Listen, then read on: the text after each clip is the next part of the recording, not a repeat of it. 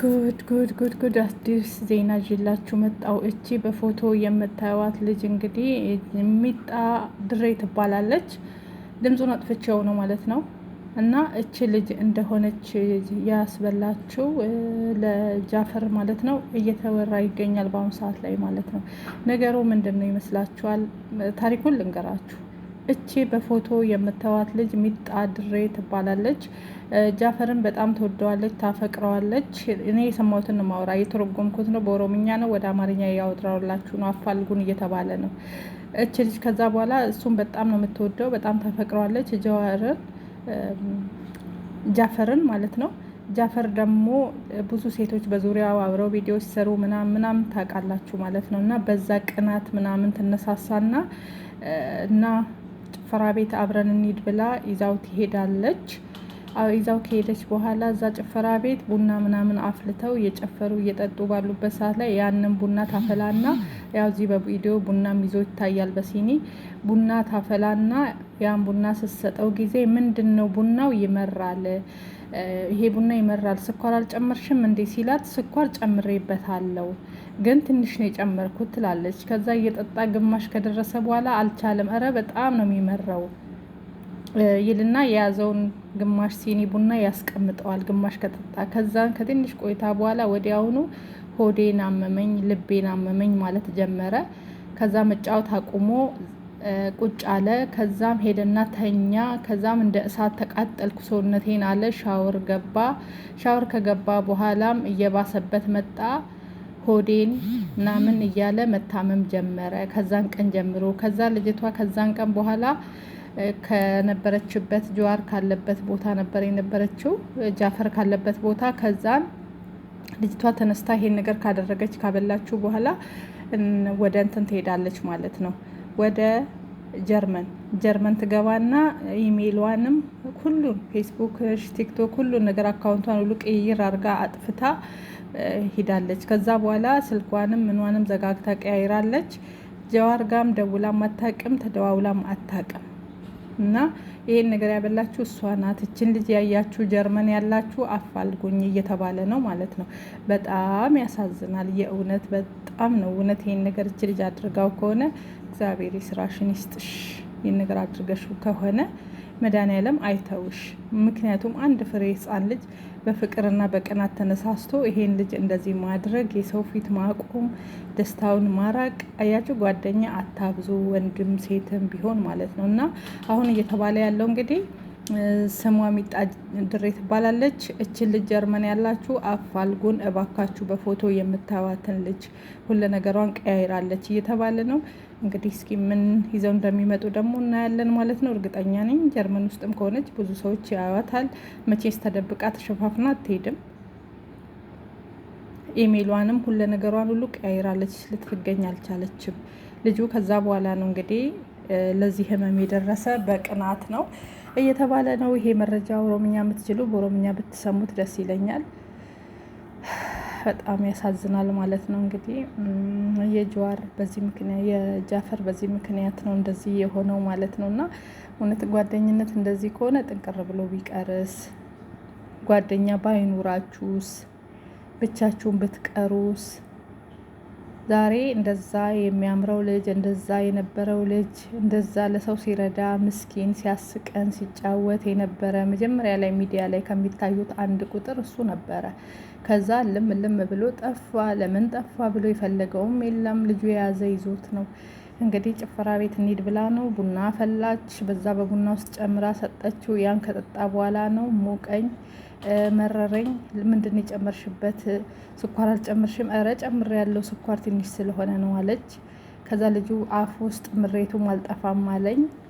በጣም እየመረረኝ ነው ካፌ አለና ሊጠጣው አልፈለገም። ግማሽ ከደረሰ በኋላ አልቻለም፣ ቁጭ አደረገው። ከዛው ተቃጠልኩ አለ። ከዛን ቀን ጀምሮ ነው የታመመው በዛ በአንድ ሲኒ ቡና። አዎ ብዙ ሰዎች አንዴ በቡና አንዴ በስጋ ጥብስ አንዴ በምን እንዲህ አይነት ነገሮች ታደርጋላችሁ። እግዚአብሔር ይስራችሁን ይስጣችሁ። የእውነት በሰው ህይወት ከምንም በላይ ላይ በእንደዚህ አትጫወቱ። ሰው ላይ ለእናንተም ጥሩ አይደለም፣ ኃጢአት ነው። የሰው ህይወት ቀልድ አይደለም። ይሄ በሰማይም በምድርም ያስከፍላል። በእርግጠኝነት ደግሞ እች ልጅ ደግሞ ትያዛለች። ሚጣ ድሬ ሁሉም ሰው ሊያውቃት ይችላል አይደለም? ከዚህ በፊት ፈረንሳይ የነበረች ከፈረንሳይ ለቃ ወደ እሱ ሲታመም ወዲያውኑ ለቃ ጂሜሏን ሁሉን ነገር አጠፋፍታ ነው ልም ብላ አይጠፋችሁ። አስቡት። ካላደረገች አንደኛ ለምን ጠፋች? ለምን ከዛ ወጥታ ወደ ጀርመን ገባች?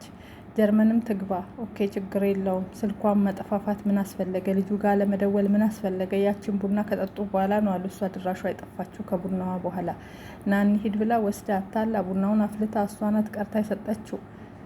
ይሄ ጥሩ አይደለም። ይሄው ዛሬ ለማንም ሳይሆን ማንም ከፊቱ ሳይቆም ብቻውን ቀረ እንደዚህ።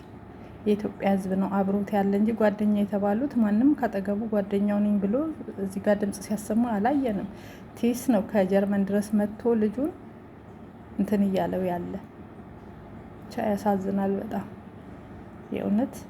በእነዚህ በሰው ሕይወት የምትጫወቱ ሰዎች እች ልጅ ትክክለኛ ይህን ነገር አድርጋው ከሆነ እውነት ከሆነ ጃፈር ተጠይቆ ሚዲያ ላይ እውነቱ ይሄ ነው ወይ መንሻው ይሄ ነው ወይ መነሳው? እሱም ያለው በደፈና ጓደኞቼ የሆነ ነገር አብልተውኛል፣ ስህር ነው፣ ሐኪም ቤት አንድ በሽታ አልተገኘብኝም እና እንደዚህ ነው ብሏል። ይሄ ልጅ በጸበል ይድናል፣ በእርግጠኝነት ይድናል። ይሄድ ወደ ሀገሩ እናቱ ጸበል ትውሰደው፣ ይድናል።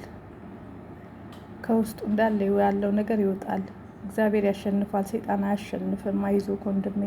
እና የኢትዮጵያ ሕዝብ ከልብ ልናመሰግን ይገባል። ኢትዮጵያዊነት እዚህ ጋር እንደዚህ ስታዩ ደስ ይላል። አንዱ ባንዱ ምቀኛ ሲሆን፣ አንዱ ባንዱ እንዲህ ተንኮል ሲሰራ እርር ያደረጋችሁና ምን ነው ሀበሻ ባልሆን ትላላችሁ። በዚህ አጋጣሚ መማርን ከልብ እናመሰግናታለን። መማርን አመስግኗት። አንዳንድ ሰዎች ገብተው የዛን ቀን መማር ቤት ማለት ነው ይሄ ልጅ እኮ ከዚህ በፊት አማራን እንዲህ ሲረግጥ ነበር እንዲህ ነበረ አይባልም። የሰው ልጅ በእግዚአብሔር ተይዟል።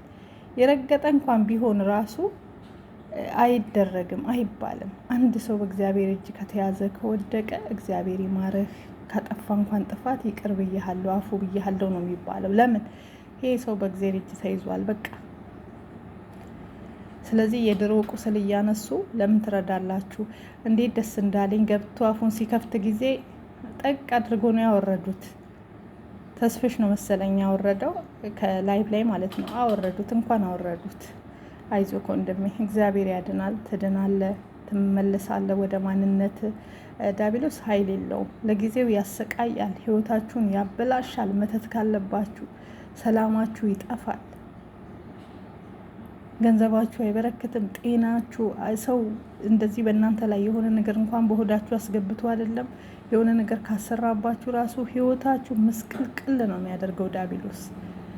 እና እንደዚህ የምታደርጉ ሰዎች የእናንተ ህይወት ይቦሳቆል፣ የእናንተ ህይወት ምስቅልቅል ይበል። እውነት በሰው ህይወት እኔ በጣም አንጀቴን ይበላኝ ጃፈር ማለት ነው። በጣም አዝኛለሁ።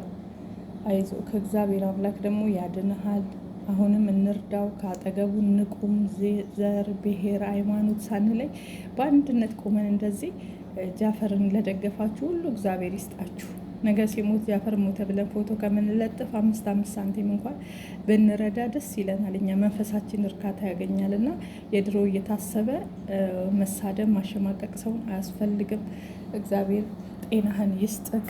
መማር ከልብ አመሰግናለሁ እኔ በራሴ በኩል። ምክንያቱም ቤትሽን ከፍተሽ ይሄን ልጅ ወንድሜ ነው ብለሽ ህዝብ እንዲሰባሰብ እንዲረባረቡለት ስላደረግሽ እናመሰግናለን። መልካም ስራሽ ሁሌም ከአንቺ ጋር ይከታል።